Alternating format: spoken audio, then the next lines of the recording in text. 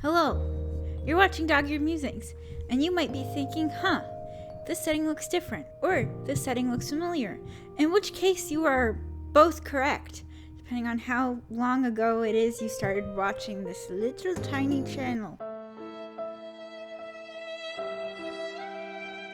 I'm back home. Moral of the story, not for forever, just for the long weekend. Long enough that I can hang out with some people I really care about, and short enough that once this video gets posted, someone's vacuuming out there, short enough that I'll be gone, and you won't be able to find me. If you want to find me, please don't try to find me. Anyway, so I'm back home, and I guess the meta existential question of this trip is, what is home? Because this time that I've been here has been really quite a surreal experience. Just all of the fun, new, exciting things that have popped up since I've been gone. Insert that one song by that one singer right here that doesn't have copyright issues. But also all of the really fun, familiar old things too. And I think it also had me thinking about my new home and all of the fun stuff that I've been doing and have been exploring while I've been there, but also the new old stuff in my new home that I have become kind of familiarized to. The coffee shops where people know who my name or what my name is, the bookstores that I've enjoyed going to, the places that I go every day where I know the people and they know me. And it kind of had me thinking about what is home.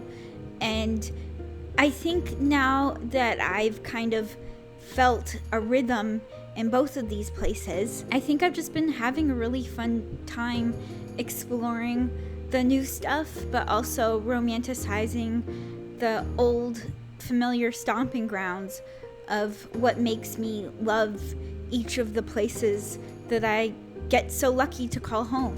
With that, we're gonna jump into capitalism and probably the real reason on why you clicked on this video in the first place. We're doing a haul, baby. I went to 2 bookstores while I was in Wisconsin.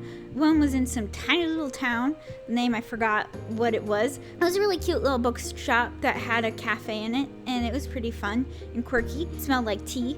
We got a really good donut while we were there. Say what the name of it was. It was like Punch Key. We got a good little donut while we were there and walked around. I didn't find any books to buy, but we ended up going to a second bookshop, and that was where I got bamboozled, meaning that a bunch of my paycheck went and vanished into the ether. So I'll go ahead and show you what I got.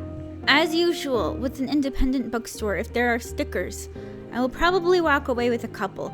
So these were the couple that I ended up walking away with, and they'll find their homes on my notebooks. I've kind of gotten into it this year where I finally have ended up using my stickers as opposed to hoarding them and waiting for the right moment. Because the right moment to use a sticker is right now. You just gotta find the right notebook to use it for. And then another thing that I got that was purely on marketing standpoint alone is this edition of the Game of Life. Now, isn't that cool? It's kind of like this felt book that you can put on a bookshelf. Now, if you know me, then you know that I am somebody who gets bored playing board games like halfway through the game, and I will kill my character off in order to find a cup of coffee and just sit and maybe fall asleep because I like to go to bed at 7 o'clock now. But I got this game so that I can start playing more games because 2024 is the year that I start playing more games. And then we'll get to the books. This one book is called A Place in the World, Finding the Meaning of Home. And this is by Frances Mays. She is the author of Under the Tuscan Sun, which is a movie that came out a while ago. A rom-com about a lady who finds a hotel in Italy and kind of has her moment in finding a home in Italy. But this book is May's memoir and kind of what is the meaning of home for her and how certain things make a space feel like a home. I thought that this was kind of perfect in kind of thinking about what home means to me.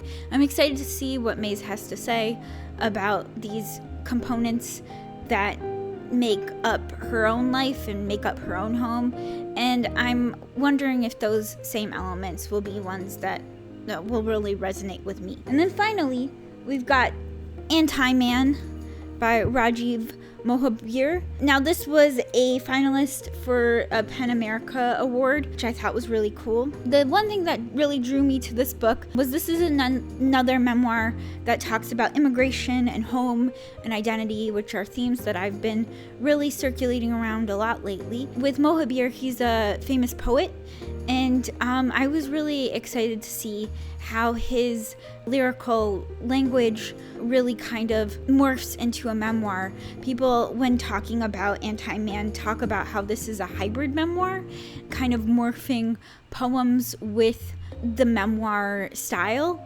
And I'm really excited to see how Mohabir kind of makes this method of writing his own. So those were the things I got, and this is my visit, being at home. Next time you see me, I won't be here anymore. I'll be at my other house. But it was cool to check in, and I'll talk to you next week. This has been Dog-Eared Musings. Happy reading.